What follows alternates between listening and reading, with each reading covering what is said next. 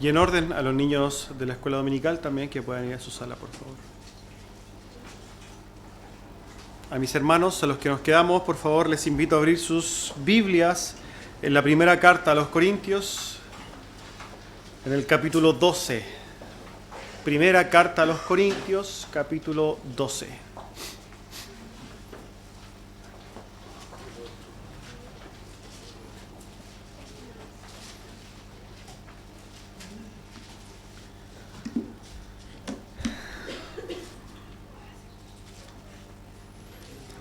Primera a los Corintios, capítulo 12, vamos a estar leyendo desde el versículo 7 al versículo 13 el día de hoy.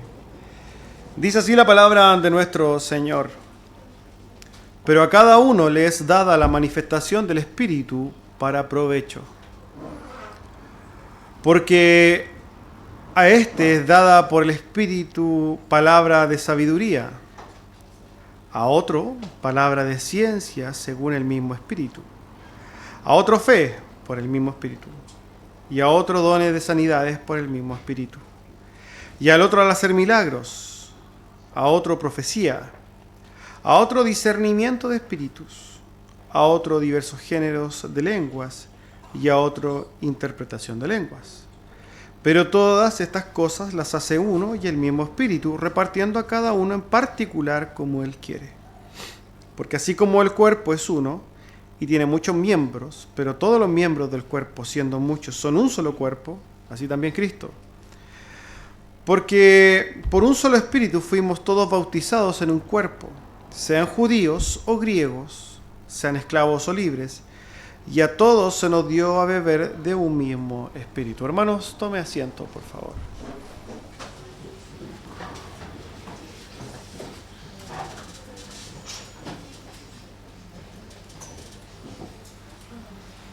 Como ya la gran mayoría sabe, estamos viendo ya hace unos cuantos meses la carta a los Corintios. Hoy día vamos a seguir analizando, ¿cierto?, lo que nos dice el capítulo 12 y quizás, no sé si estuvieron todos la semana pasada, creo que no, pero la semana pasada estuvimos viendo los primeros versículos de este capítulo 12, donde el apóstol Pablo se introduce al tema de los dones espirituales.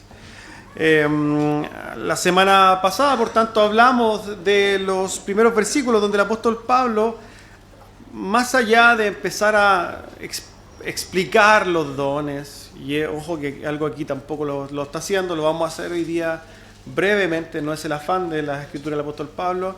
El apóstol Pablo de fondo está apelando, está tratando de explicar que todos los dones deben ser usados para la edificación de la iglesia, para la unión de la iglesia, para el cuerpo de Cristo.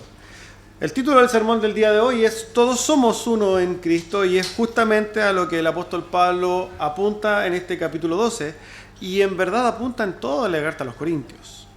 Si nosotros pensáramos en un tema central de la carta a los Corintios, es justamente la unidad y el amor. Y yo no quiero que pierda de vista, ¿cierto?, lo que conversamos, lo que hicimos alusión la semana pasada.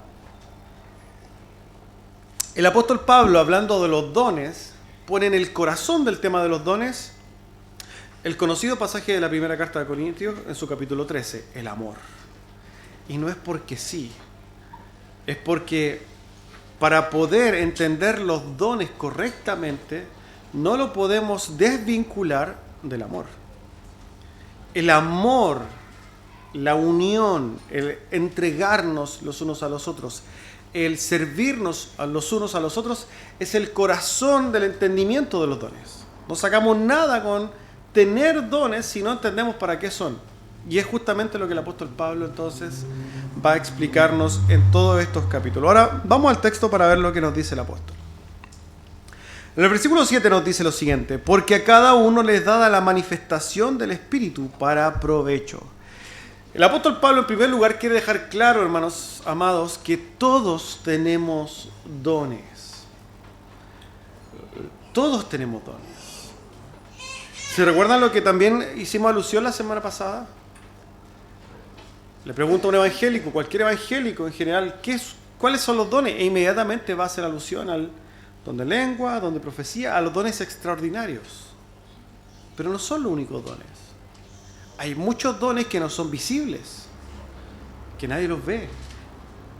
La Biblia lista cerca de 20 dones, muchos dones que son dados para nosotros.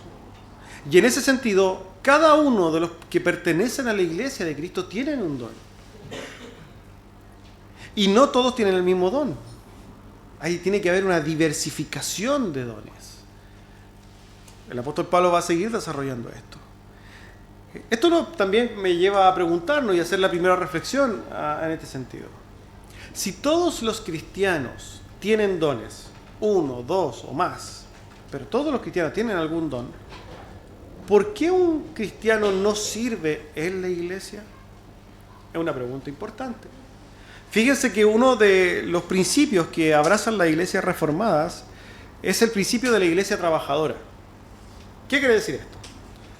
Que cuando uno forma parte del cuerpo de Cristo, cuando uno forma parte de la iglesia, uno debe disponerse a trabajar y debe trabajar en la obra del Señor.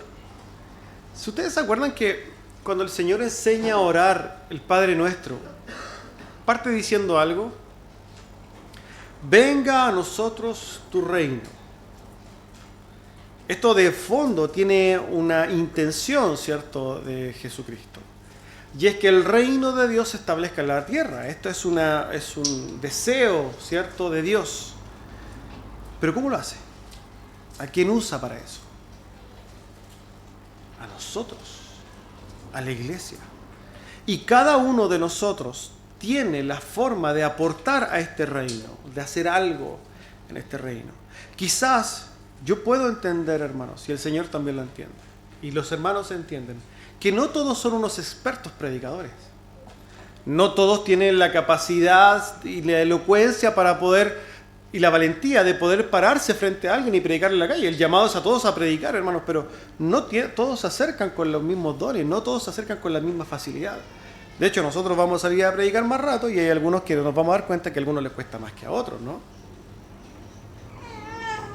Y hermanos, hay algunos que llevan 2 años y les cuesta todavía. Hay otros que vienen recién llegando y no les cuesta nada. ¿Por qué? Porque quizás tiene un don, ¿cierto? El don de evangelizar. Pero quizás esa persona que le cuesta evangelizar es una persona con mucha misericordia. O no le cuesta nada dar porque es desprendido. O tiene la capacidad o el don de Dios para consolar o para alentar. ¿Por qué decimos esto, hermanos? Porque el afán de que nosotros seamos expuestos a la palabra es que nosotros podamos meditar en nosotros mismos y decir, bueno, ¿yo qué don tengo? ¿Y cómo lo estoy poniendo a disposición de la iglesia? ¿Por qué? Porque de manera intrínseca está diciendo aquí el apóstol Pablo que como el Espíritu da dones a la iglesia, estos son para provecho. Y ojo con esto, porque la palabra griega usada en provecho es la palabra sumfero, que básicamente quiere decir aunar esfuerzos. Es un poco deficiente, ¿cierto?, la traducción de la Reina Valera que todos amamos, pero el griego nos deja claro que lo que está diciendo el apóstol Pablo es que el Espíritu Santo da dones a la iglesia para que estos trabajen juntos. Este es el afán de los dones. ¿Usted tiene un don? Pregúntese entonces, ¿cómo ese don alimenta a la iglesia? ¿Cómo ese don edifica a la iglesia? ¿Cómo ese don bendice a la iglesia? Porque este es el afán de los dones. El apóstol Pablo entonces dice que este don es para que estos esfuerzos vayan juntos. ¿Para qué? Para edificar al cuerpo. Esto es lo que está de fondo. Ahora, mire lo que dice, sigue diciendo el apóstol Pablo. Entonces, versículo 8, 9 y 10. Porque a este es dada por el Espíritu palabra de sabiduría, a otro palabra de ciencia según el mismo Espíritu. Ojo, porque el apóstol Pablo hace énfasis en que todos los dones son dados por el mismo Espíritu. A otro fe por el mismo Espíritu. Y a otros dones de sanidad por el mismo Espíritu. Y a otro el hacer milagros. A otro profecía y a otro discernimiento de espíritus. A otros diversos géneros de lengua y a otros interpretación de lenguas. Nosotros vimos 3 versículos ahí, ¿cierto? Y podemos entonces ver cómo el apóstol Pablo está haciendo una lista de diversos dones. no hay solamente dones extraordinarios ahí. Ahí nosotros vimos que hay 9 dones, los cuales los vamos a explicar brevemente porque tampoco el afán de este sermón es hablar de cómo se usan los dones, sino más bien qué es lo que quiere decir el apóstol Pablo de manera general respecto de los dones. ¿Para qué? Más que cómo, me preocupa a mí es ¿para qué? Nosotros de todos modos tenemos un estudio de los dones que hizo nuestro hermano Cristian hace un tiempo. Si alguien quiere saber en profundidad qué son esos dones, puede pedirnos el link, eso está en YouTube por interno, si es que no me equivoco. ¿Está? Bueno, ahí lo vamos a ver. Si no está, lo subimos. Entonces, lo que vamos a hacer aquí es distinguir estos dones y vamos a seguir una lista que hace Keith Maker, que es un comentarista muy reconocido, para separar estos dones. ¿Ya? Y vamos a darnos cuenta de que hay dones que van a separarse en dones pedagógicos, dones sobrenaturales y dones comunicativos. Y por eso, ¿por qué hago esto? Porque lo que vamos a hacer es verlo en este orden y no en el que aparece básicamente en los versículos. Es así entonces, hermanos, como los dones pedagógicos de enseñanza son el don de sabiduría y el don de conocimiento. Los dones sobrenaturales son el don de fe, de sanidades y de milagros. Y los dones de comunicación son de profecía, discernimiento de espíritu, lenguas e interpretación de lenguas. Y vamos entonces a verlos brevemente uno a uno para que nosotros quizás también vayamos viendo si es que yo tengo alguno de estos dones. Amén. Comenzamos entonces hablando del primer don, el don de la sabiduría. Este don de la sabiduría tiene que ver con la habilidad de hablar sabiamente, obviamente, y guiado, obviamente, esto dado por el Espíritu Santo de Dios. Y yo quiero hacer una aclaración respecto a este don porque hay muchos malos entendidos respecto a los dones. El don de la sabiduría no es un don que le da la capacidad a alguien de indagar en lo oculto. No porque alguien tenga el don de la sabiduría significa que esa persona en sí puede tampoco desarrollar una sabiduría adicional. ¿Por qué?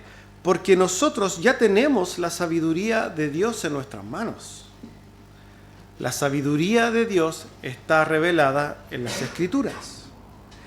Este don lo que hace en el hombre es básicamente darle esta capacidad de comprender esa sabiduría de Dios y entregarla. Esta sabiduría, este don de sabiduría, se contrasta totalmente con la sabiduría de los hombres. Nosotros sabemos que hay dos sabidurías, ¿no? La sabiduría de los hombres y la sabiduría de Dios. La sabiduría de Dios está aquí en la Escritura, pero es difícil poder, ¿cierto?, extraer toda esa sabiduría. Bueno, el don de la sabiduría es la capacidad dada por el Espíritu Santo de extraer dentro de la Biblia el don, la sabiduría de Dios y poder enseñarla. Por ejemplo, alguien que en la Biblia tenía el don de sabiduría fue Esteban. Esteban se relata en Hechos 6, cuando fue apedreado, que los que estaban ahí decía que ellos no podían resistir la sabiduría de Esteban. Este era un don que él tenía. ¿Por qué? Porque por lo demás estaba lleno del Espíritu de Dios. Él tenía el don de sabiduría. No es que él, de alguna manera, él tenía la capacidad de hacer cosas nuevas, no. Si ustedes se fijan en el sermón de Esteban, cuando lo apedrean, es tremendamente escritural. Él lo que hace es justamente exponer las Escrituras. Por tanto, yo creo también que aquí hay hermanos que sí tienen el don de la sabiduría y que tienen la capacidad de comprender en las Escrituras la sabiduría de Dios y así también poder darla. Por ejemplo, y esto es importante entender, un pastor de una iglesia tiene que tener el don de la sabiduría. Porque si no tiene el don de la sabiduría, entonces ¿cómo aconseja? Tiene que tener ese don. Pasamos al segundo don, el don de ciencia o el don de conocimiento. También respecto a este don hay muchas cosas que se dicen. Yo también vengo de un contexto pentecostal, hermanos. Y a mí cuando yo llegué a una iglesia se me enseñó que el don de ciencia era poder conocer lo oculto de la vida de las personas. Yo te veía a ti y como yo tenía el don de ciencia podía ver lo que te había pasado, lo que de alguna manera tú habías vivido Y eso era el don de ciencia.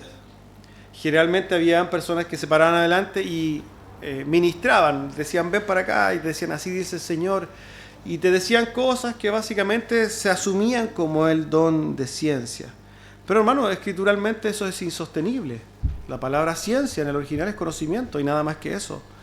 Y es un don justamente pedagógico, es el don de conocer, el don de saber. No es un don sobrenatural de lo místico, no, hermanos. El don de conocimiento es la capacidad dada por Dios también, por medio del Espíritu, de conocer, de saber, de entender también los misterios de la doctrina bíblica. Eso tiene que ver con el don de la ciencia, no con el entender o tratar de ver lo oculto en las personas. Hay una confusión respecto a esto. ¿Es necesario el don de la ciencia en la iglesia? Sin lugar a dudas. Es tremendamente importante que el Señor levante a hombres con la capacidad de comprender la Escritura y enseñarla. Es tanto como el don de conocimiento, que es importante que Dios levante a hombres que entiendan los misterios y puedan aplicarlo a la gente. Hermanos, estos son dones, regalos de Dios para la edificación de la iglesia. Esos son entonces los dones pedagógicos. Pero podemos hablar también de los dones sobrenaturales. Como tercero, entonces, vamos a hablar del don de la fe.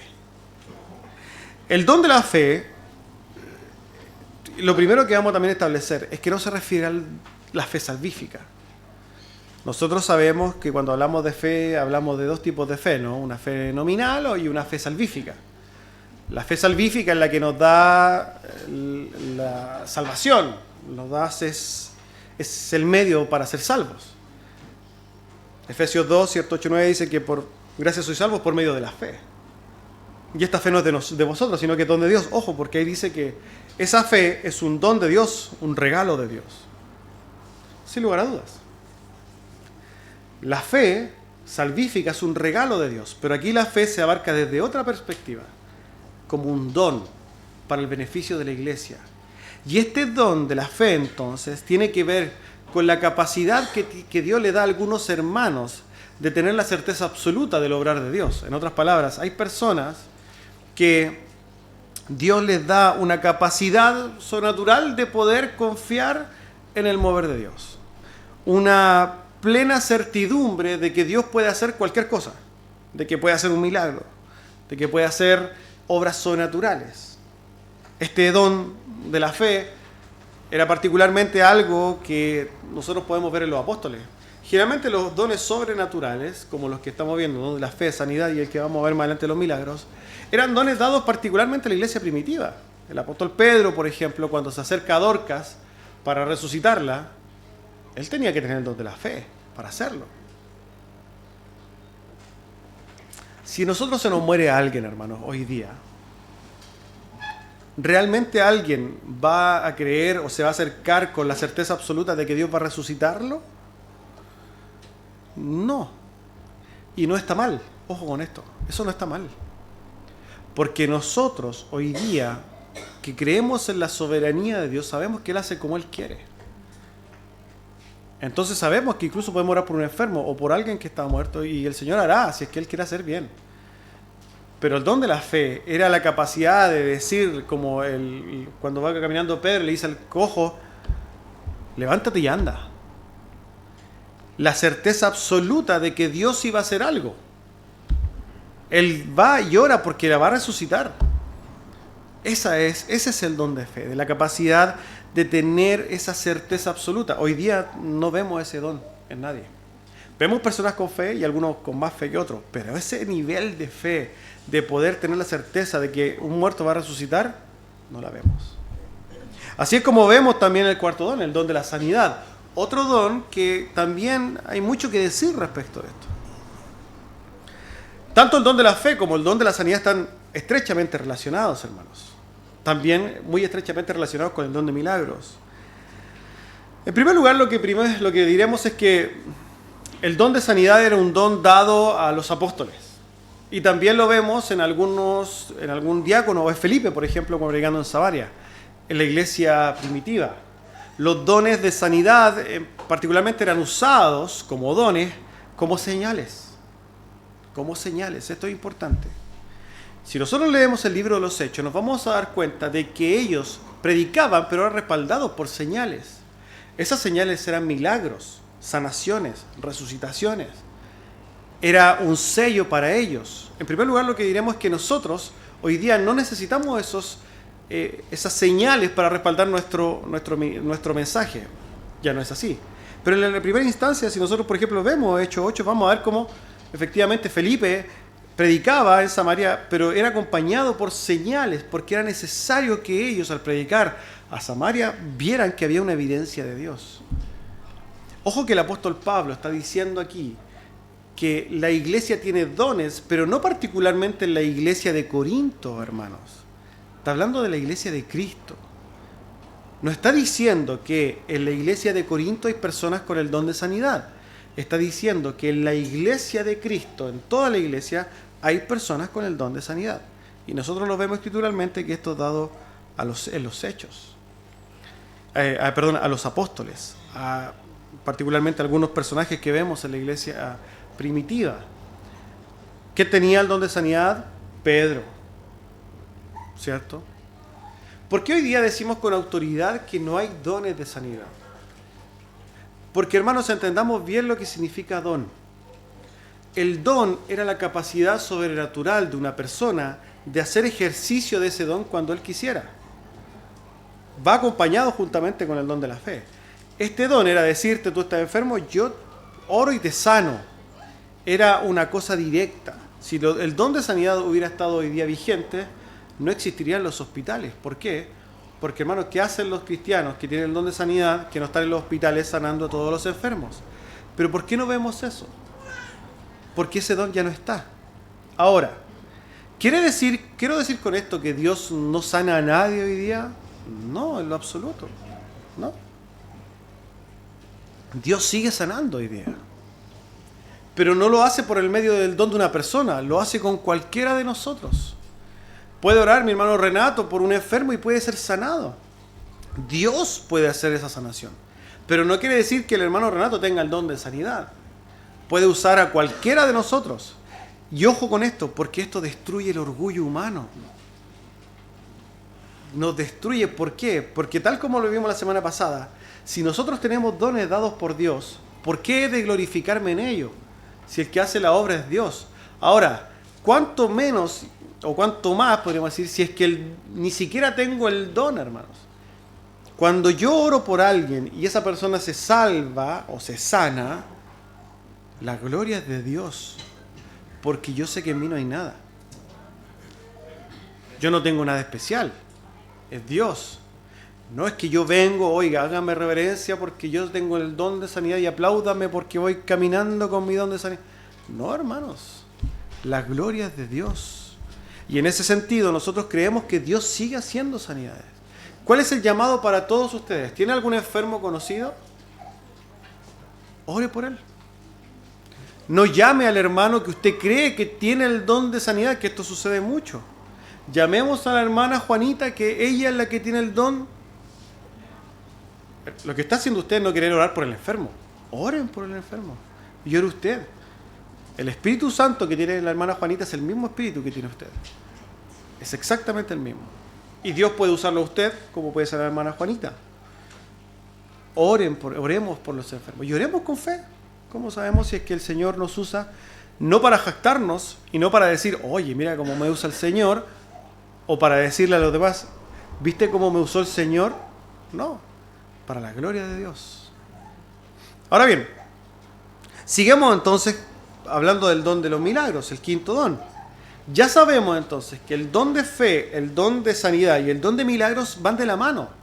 Son tres dones que están directamente relacionados y tienen la misma forma de enfocarlos y entenderlos los tres. Sabemos que los dones de milagros también fueron dados a la iglesia primitiva como señales.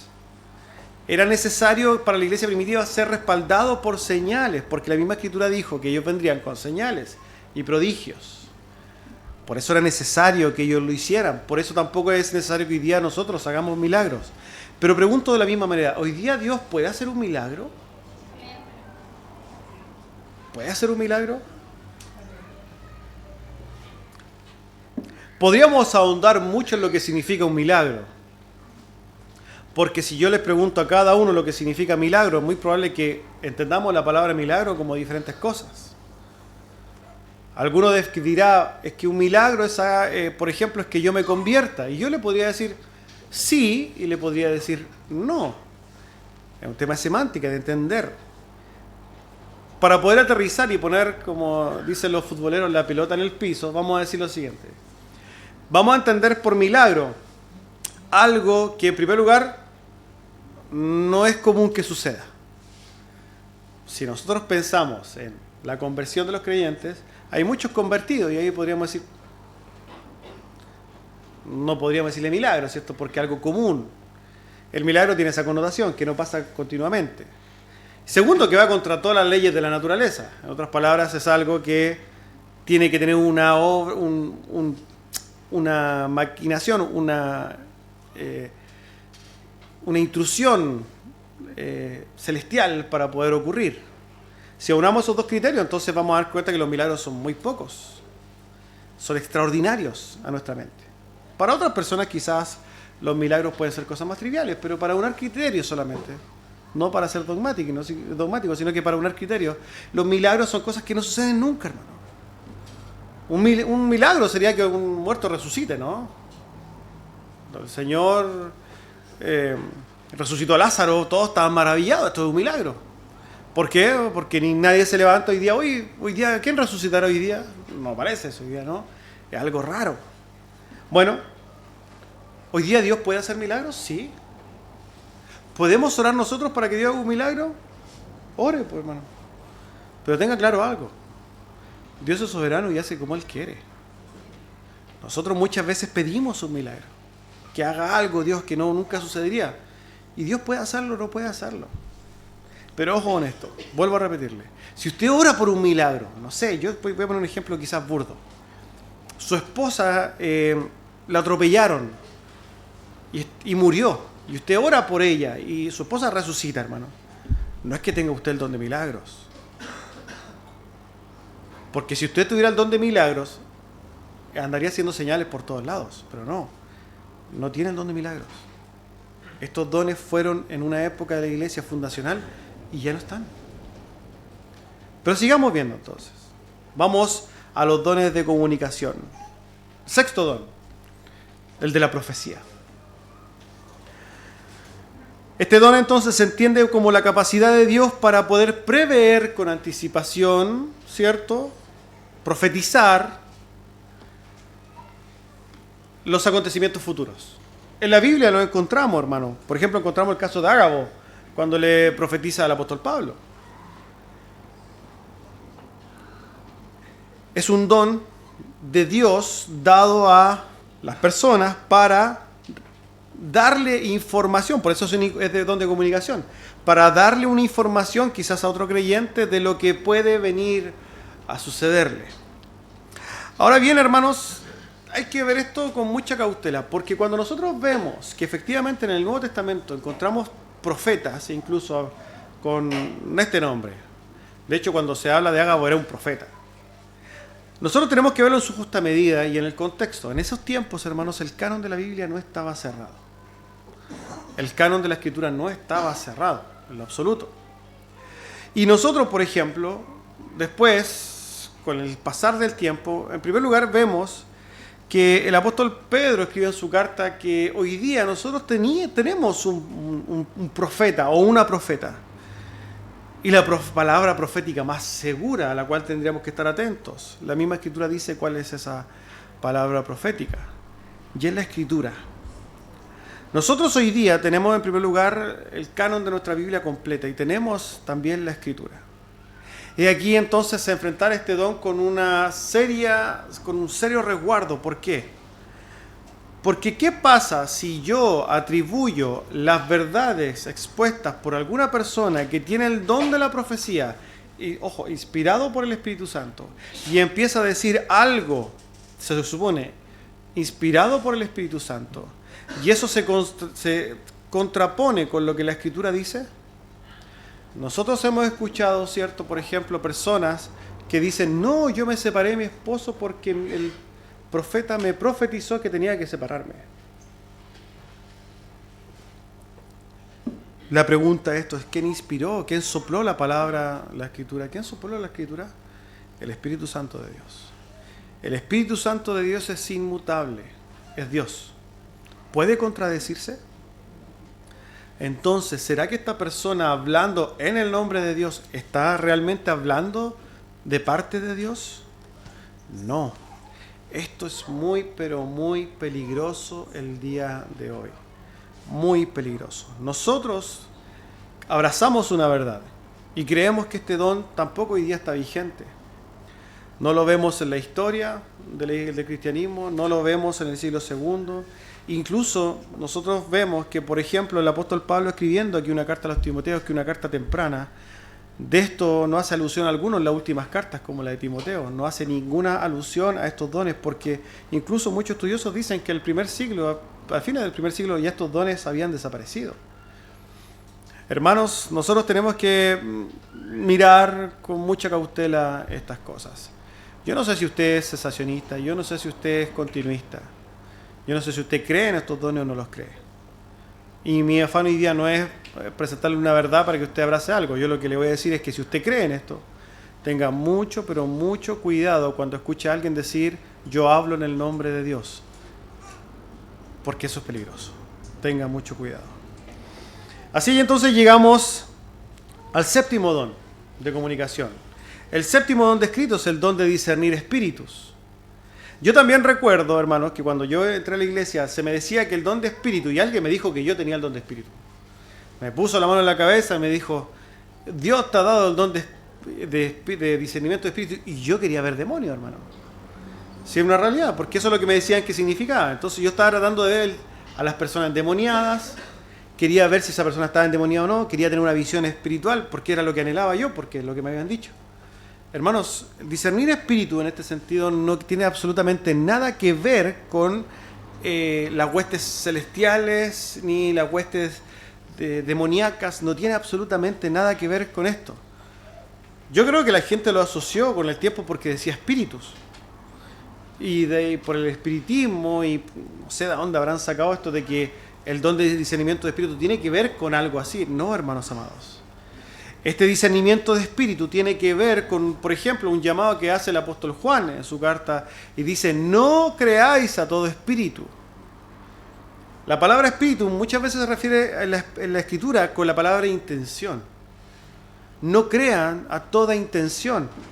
No crean a todas las cosas que nosotros vemos. ¿Por qué? Porque nosotros vemos que Satanás siempre se ha tratado de inmiscuir en la iglesia. Satanás, el engañador, ha usado incluso a personas que tienen apariencia de piedad, pero que no las tienen. El apóstol Pablo entonces está diciendo que existe este don, y nosotros entendemos este don como la capacidad de ir más allá, ¿cierto?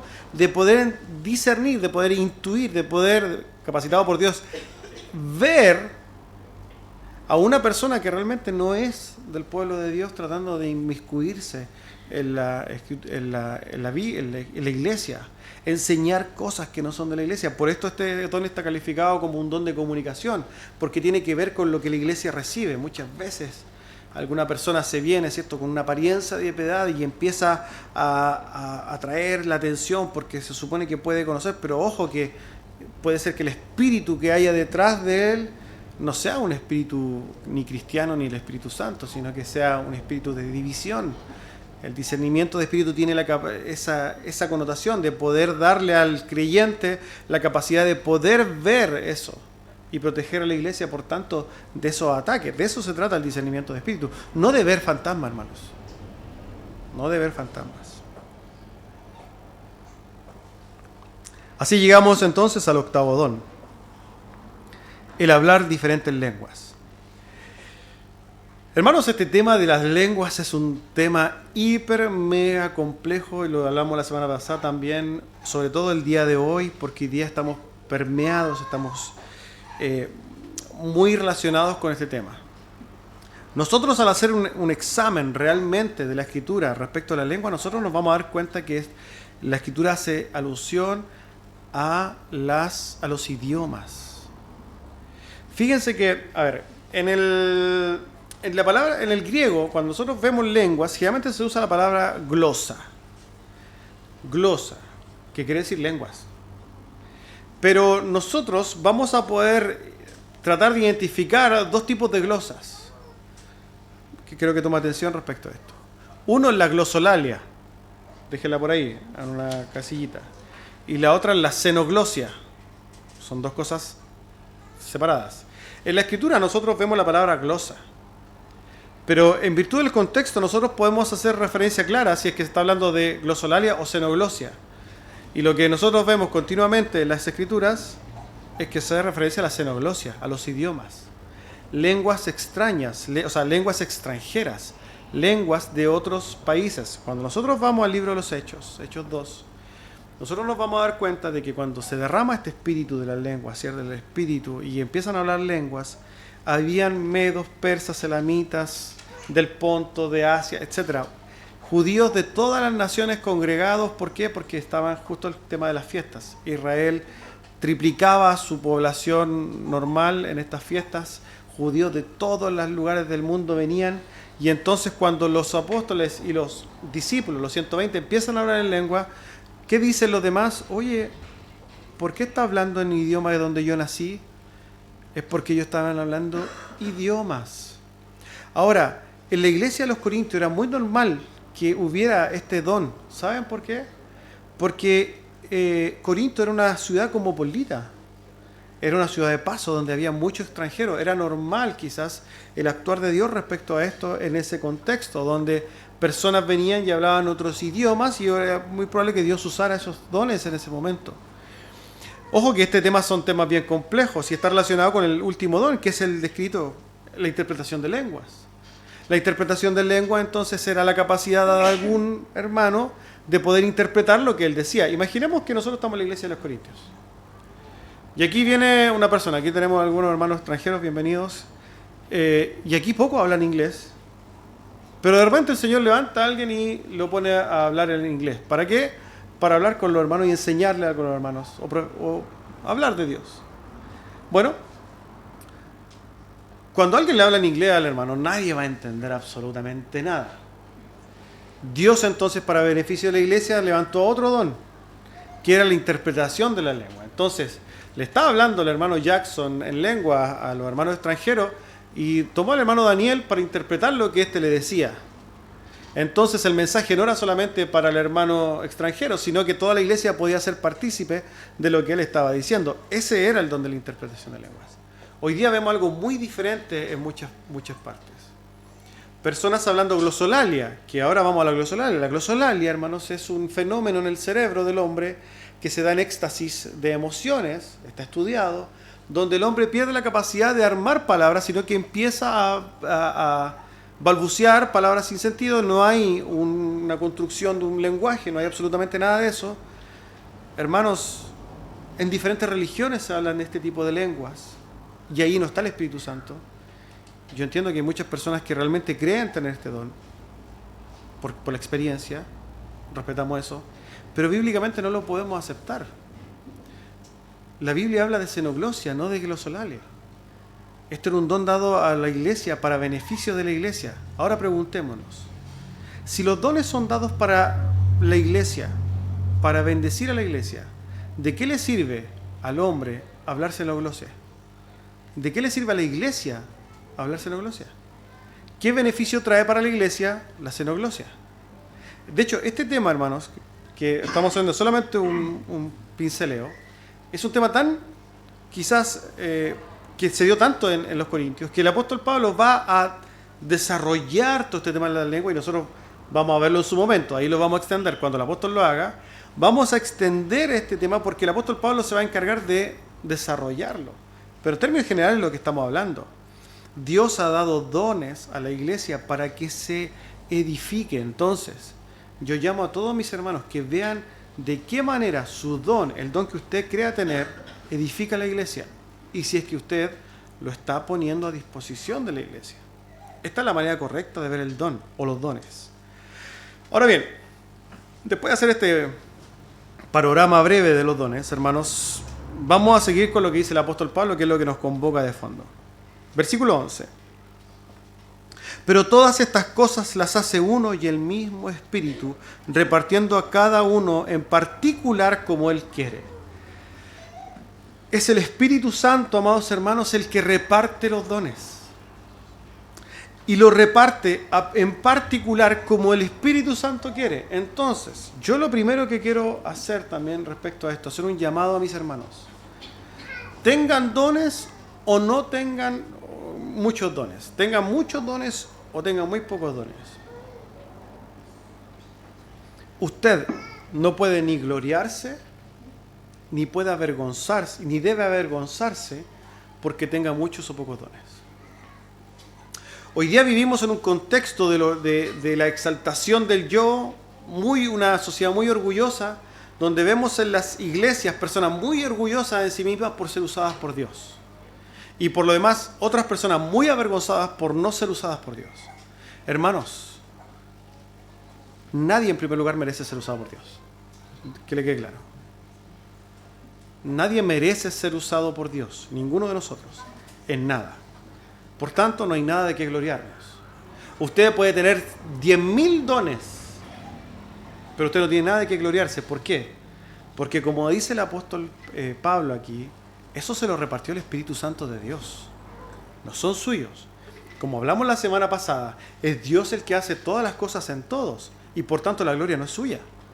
Sea el don que usted tenga, no se gloríe. Y si usted, hermano, tiene un solo don, no se avergüence. Porque Dios, que es sabio en todo, sabe y hace las cosas como Él quiere. Y si a usted le decidió dar un solo don, dé gracias a Dios por eso que dio y úselo. Pero no se avergüence. Porque los dones que usted recibe no son que usted se los gana o no. Esto no es como un videojuego que usted va juntando moneditas de oro y gana un premio. No es así. Dios da a cada uno lo que quiere dar. Por tanto, como no es usted, no se gloríe ni se avergüence, porque es el Espíritu Santo de Dios el que da. Dice el apóstol Pablo en el versículo 12, porque así como el cuerpo es uno y tiene muchos miembros, pero todos los miembros del cuerpo, siendo muchos, son un solo cuerpo, así también Cristo. La iglesia, hermanos amados, es un cuerpo. Nosotros somos un cuerpo compuesto por diferentes miembros. ¿De qué les servía a la iglesia de los Corintios que hablaran todas lenguas? Les servía lo mismo que a una persona tener 18 brazos, pero no tener piernas. ¿Cierto? La iglesia es un cuerpo donde cada miembro cumple una función. Aquí tampoco son todos pastores, no son todos diáconos, no son todos evangelistas. No, hermanos, porque somos un cuerpo con diferentes virtudes. Yo entiendo que muchas personas no quieren ser pie. ¿Por qué? Pucha, no quiero ser pie porque paso cerca del suelo, porque no me puedo mover mucho, a veces me pongo hediondo. Yo entiendo que usted pueda no querer ser pie, pero si Dios lo puso en el cuerpo para ser pie, ¿por qué tiene que molestarse? Si usted ni siquiera tenía que ser parte del cuerpo. Usted es parte del cuerpo por gracia. Ahora, si es que el Señor lo quiere hacer dedo meñique, gloria a Dios. Si lo quiere hacer brazo, si lo quiere hacer torso, gloria a Dios. Todas las cosas que usted pueda recibir de Dios son para beneficio del cuerpo. Y por tanto, hermanos, como nosotros somos el cuerpo de Cristo, ojo con esto porque esto es importante, nosotros somos el cuerpo de Cristo. Y tenemos que servirnos los unos a los otros. Vuelvo y pregunto, hermanos, ¿cuál es su don y cómo ese don edifica el cuerpo de Cristo? No, es que yo amo a Dios. Mucha gente dice, yo amo a Dios, yo amo a Dios, yo amo a Dios. Demuéstrelo, ¿cómo sirve usted a la iglesia de Cristo? Porque si usted dice amar a Dios, Dios dice, ama a la iglesia. Usted dice amarme, siga mis mandamientos, ama a la iglesia. Esa es la forma de amar a Dios.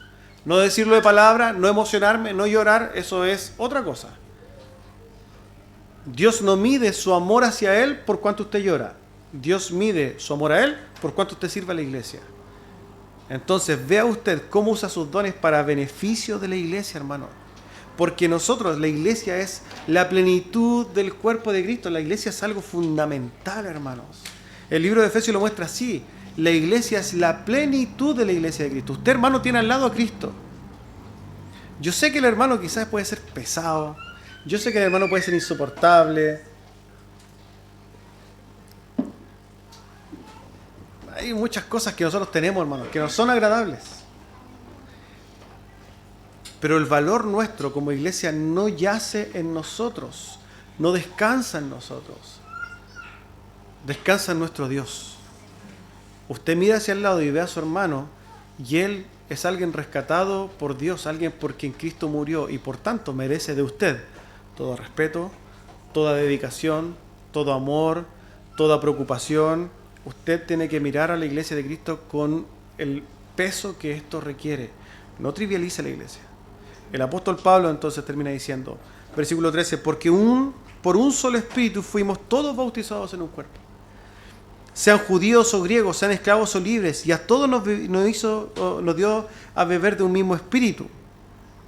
Diciendo el apóstol que ya estamos unidos en un solo cuerpo, estamos unidos en Cristo. Hermanos, nosotros vemos diferentes personalidades, diferentes contextos, estratos sociales, capacidades intelectuales, somos todos diferentes, hermanos. Pero tenemos algo en común. Todos bebimos del mismo espíritu y fuimos bautizados por el mismo espíritu. A todos nos une Cristo. Todos somos uno. Y por tanto, empecemos a mirar a los demás. Los dones dados por Dios no son para la exaltación del individuo, son para beneficio del cuerpo de Cristo. Entendámoslo, por favor, hermanos. Independiente de nuestro origen y de todas las cosas, somos uno en Cristo, hermano. Estas cosas claramente son figuras. Hemos sido bautizados por el Espíritu y hemos bebido del mismo Espíritu. Esto habla de la comunión y de la coparticipación. Nosotros somos partícipes. ¿Sabes qué tenemos hoy día nosotros todos en común, los que creemos en Cristo? Que el Espíritu Santo mora en nosotros. Y eso debe ser suficiente razón para que nosotros nos amemos, nos cuidemos, nos alentemos. Hermanos, si pensamos en esto, llegaremos entonces a la conclusión de que cuando hablamos de los dones no tenemos que pensar ni creer que estos son dados por nuestras capacidades, ni para nosotros. Son dados para amarnos, para servirnos, para edificar la iglesia de Cristo, para trabajar para la gloria de Dios. Meditemos mucho en esto, hermanos. Vamos a orar.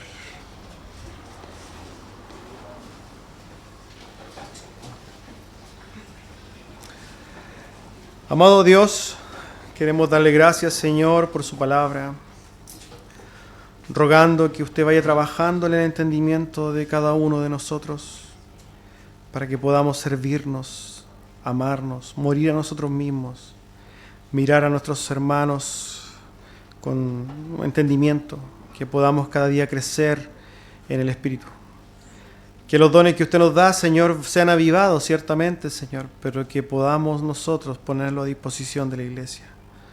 Que podamos desarrollar y que podamos poner a disposición de su iglesia, Señor, todas las cosas y virtudes que usted nos ha dado. Gracias les damos en el nombre de Jesús. Amén. Hermanos, quiero